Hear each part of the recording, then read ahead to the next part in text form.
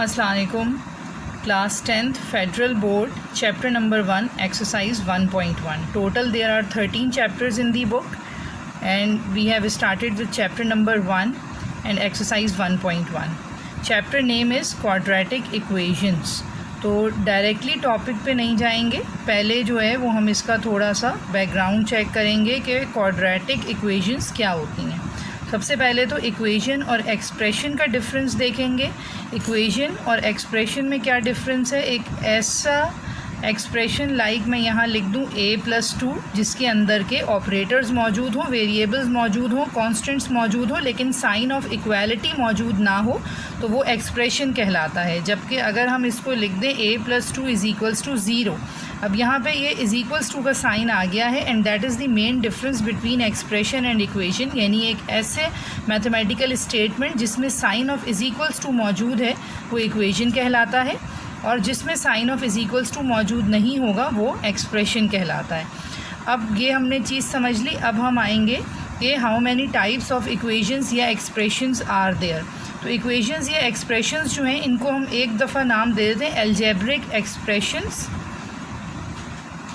या फिर algebraic expressions और इक्वेशंस। ठीक है, तो ये अलजेब्रिक एक्सप्रेशंस या इक्वेशंस जो हैं ये दो तरीक़ों से क्लासिफाई हो सकती हैं। एक according to classification according to their terms, number of terms की बेसिस पे ये क्लासिफाई होती हैं। तो उसके अंदर सबसे पहले होते हैं हमारे पास मोनोमियल्स। मोनोमियल्स वो एक्सप्रेशंस या equations that contains only one term like a या x²।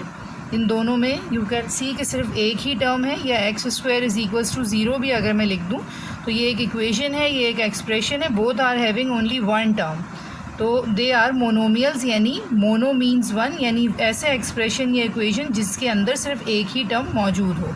सेकेंड हमारे पास आ जाता है बाइनोमियल्स। बाई मीन्स टू, यानी एक ऐसा इक्वेशन या एक्सप्रेशन जिसके अंदर के दो टर्म्स मौजूद हों, जैसे x² + y²। या अगर इक्वेशन की एग्जांपल दूँ मैं तो it could be a + b = 0।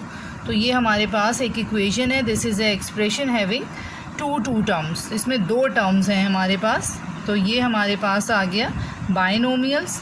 Third पे हमारे पास आ जाते हैं ट्राइनोमियल्स। ट्राई मीन्स 3, यानी ऐसे एक्सप्रेशन या इक्वेशंस जिसके अंदर के तीन टर्म्स मौजूद हों, जैसे a + b + c 3 टर्म्स हैं। या हम यहाँ पर लिख दें x² + y² + 4 = 0, यहाँ पे 3 टर्म्स मौजूद हैं।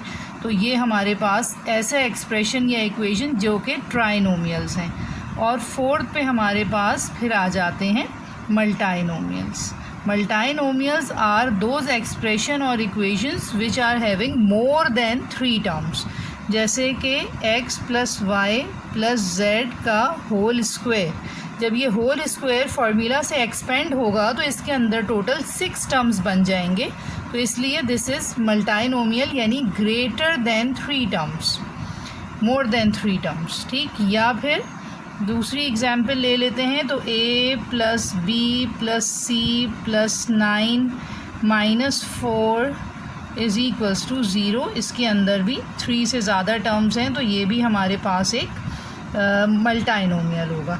दूसरी क्लासिफिकेशन जो है वो होती है अकॉर्डिंग टू देयर पावर्स या डिग्री।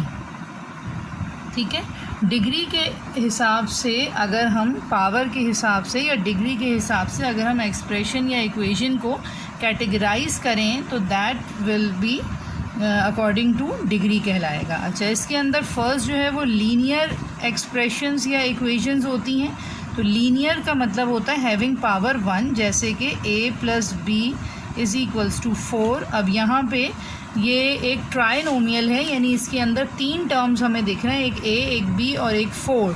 लेकिन इससे फ़र्क नहीं पड़ता कि ये 3 टर्म्स हों या 4 हों, फ़र्क इससे पड़ता है कि ये लीनियर हों, यानी वेरिएबल्स के ऊपर हाईएस्ट पावर जो है वो 1 होनी चाहिए, जो कि यू कैन सी कि a and b both are having 1 as their highest power over them. So this is equation which is linear. Second में देयर आर क्वाड्रेटिक इक्वेशंस और एक्सप्रेशंस। तो क्वाड्रेटिक इक्वेशन या एक्सप्रेशन वो होगा, जैसे कि हम एग्जांपल ले लें x² + y²।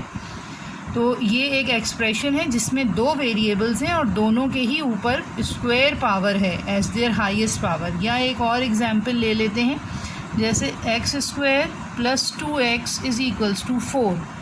इसके अंदर 3 टर्म्स दिख रहे हैं लेकिन वेरिएबल एक ही है x।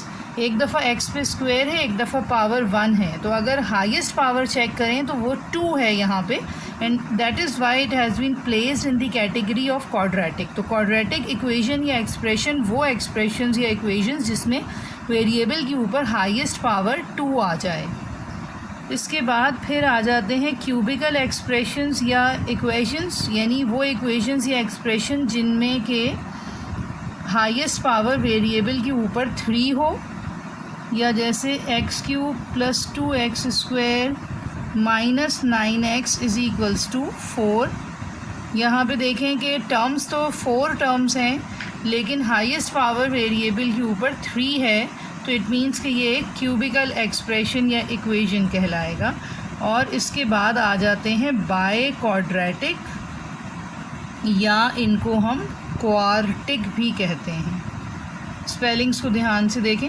तो बाय क्वाड्रेटिक या क्वार्टिक कौन से एक्सप्रेशन या इक्वेशंस होते हैं जिनमें कि हाईएस्ट पावर जो है वो 4 हो, जैसे x⁴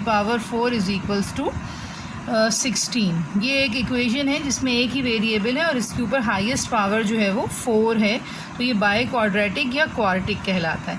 हमारा जो मेन टॉपिक है दैट इज़ दिस वन, कि वो हम डील करेंगे क्वाड्रेटिक्स के साथ, यानी those equations and expressions which are having 2 as their highest powers.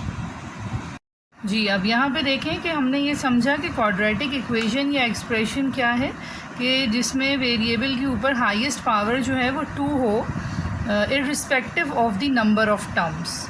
यानी क्वाड्रेटिक में वेरिएबल्स कितने भी हों और टर्म्स कितने भी हों, लेकिन हाईएस्ट पावर जो है वो 2 होनी चाहिए। और इस हिसाब से a² = 4 ये भी एक क्वाड्रेटिक इक्वेशन है। ठीक है, अब यहाँ पे देखें इस हेडिंग हमने क्या डाली है, स्टैंडर्ड क्वाड्रेटिक इक्वेशन। यानी स्टैंडर्ड क्वाड्रेटिक इक्वेशन क्या है, इसका मतलब एक सिंपल क्वाड्रेटिक इक्वेशन, ये जो मैंने यहाँ लिखी हुई है, एक एग्जांपल ये है, एक ये है, एक ये लिखी है मैंने इसमें। और स्टैंडर्ड क्वाड्रेटिक इक्वेशन में कुछ डिफरेंस है। क्या डिफरेंस है? स्टैंडर्ड क्वाड्रेटिक इक्वेशन देखिएगा, this is ax² + bx + c = 0। इसको बहुत अच्छे से समझना बहुत ज़रूरी है। यहाँ वेरिएबल सिर्फ एक है जो कि है x, ये इसका वेरिएबल है और वो एक ही है। इसमें a और b जो हैं वो कोफिशेंट्स हैं, इस वेरिएबल के कोफिशेंट्स हैं a एंड b, और c जो है हमारे पास वो कांस्टेंट है।